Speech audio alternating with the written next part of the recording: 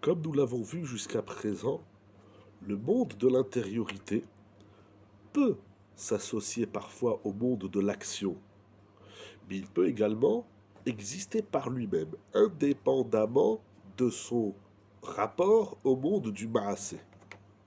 Et en vérité, même si le monde de l'intériorité prend ses débuts dans le monde de l'action, c'est-à-dire que dans toute chose que nous faisons, nous allons chercher cette pnimiout, il nous est possible de retirer l'action comme étant une condition sine qua non au monde de l'intériorité et dresser le monde de l'intériorité comme une entité à part entière. Par exemple, lorsque l'enfant réussit, le père est content. Par exemple, un enfant réussit un examen. Alors le père est heureux, il a la simcha des parents. C'est-à-dire que l'émotion, le sentiment de la simcha est vêtu d'une enveloppe extérieure, d'une cause extérieure qui s'appelle la réussite de l'enfant. Si par contre, il n'y a pas de raison extérieure visible, palpable au moins par la vue, le père, les parents, peut être content de son enfant indépendamment d'une réussite quelconque. Mais là, la simcha, la joie du parent, ne sera pas obligatoirement extériorisée. Je ressens fortement dans mon fort intérieur de la satisfaction, de l'amour, de la joie envers mon enfant. Lorsque l'homme est rattaché, connecté à son intériorité, après que l'enfant est réussi, donc il est dans sa simcha, et donc ça a éveillé une cause extérieure, l'homme a la possibilité de détacher le sentiment de simcha de sa cause extérieure et de continuer à être content de son enfant indépendamment de la cause qui a entraîné, généré la simcha au point de départ. C'est-à-dire, il y a la simcha d'un événement.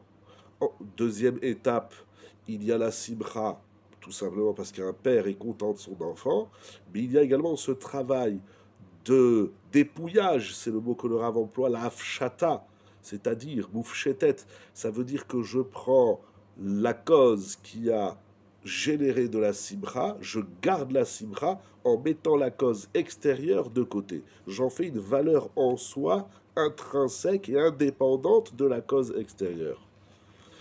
De même, l'homme peut éveiller l'énergie de sa simcha en l'enveloppant d'une action délicate et ensuite retirer l'action et de ne ressentir que la simcha en elle-même indépendamment. C'est-à-dire qu'on a besoin parfois de quelque chose d'extérieur ou d'actif, de massé, de physique pour déclencher la simcha, mais ce n'est que l'interrupteur.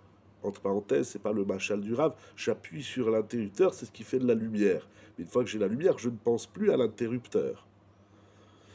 Par exemple, le père va penser à son enfant qui lui donne de la simcha, et il est heureux de la simcha de son fils.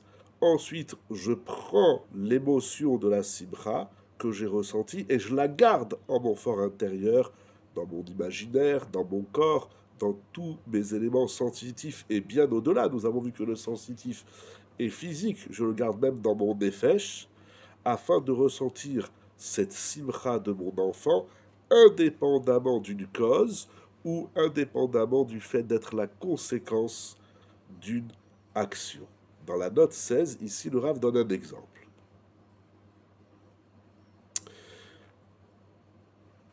L'action ici délicate, c'est-à-dire vraiment c'est quelque chose d'extrêmement délicat. Parce que ça s'appelle délicat, nous dit le Rav, parce que ce vêtement, c'est-à-dire cette enveloppe, c'est pas quelque chose qui vient du père, mais c'est de l'enfant. L'enfant a réussi, donc le père est complètement à l'extérieur. Je vois la réussite de mon enfant, c'est l'enveloppe de ce qui va contenir ma simcha. Et en vérité, même cela n'est pas défini comme étant une action à part entière, parce que l'enfant n'est pas obligatoirement content de ce qu'il fait, mais de ce qu'il est. Il est content dans la vie. Et je suis content de voir mon enfant content. C'est être saméar que l'autre, il est bessimra. Et même ce que le père ressent, c'est quelque chose d'extrêmement délicat et profond intérieur. Et donc, il sera plus facile de la détacher de sa cause extérieure. Hein, j'essaie d'être le plus clair et le plus fidèle au texte du Rav Schwartz ici dans son livre Baruch Hashem. Nous sommes déjà à la page 129. Nous avançons lentement, doucement, mais c'est des notions profondes, importantes et vitales. Il y a donc la cause de la simcha, ensuite je garde la simcha et je laisse la cause de côté. Je garde ce sentiment, ce ressenti simchatique que je vais apporter, faire voyager avec moi dans ma vie, indépendamment de la cause. C'est-à-dire, pourquoi tu es content? Parce que mon fils, il a réussi son examen. Non, ça c'est primaire. Pourquoi tu es content? Je suis content parce que mon fils est content. Pourquoi lui, il est content? Peu importe pourquoi il est content, mais je suis content. Et je vais garder ce koach simcha en moi, même ce ressenti, la saveur, même le goût de la simcha, indépendamment de, de sa cause extérieure, physique, et du maassé, de l'action qu'il a générée. C'est l'exercice de dépouillage, d'enlever la cause extérieure du monde pnimi et de donner un sens existentiel même à ce monde pnimi intérieur qui est en nous et qui fait partie de nous et qui est nous-mêmes.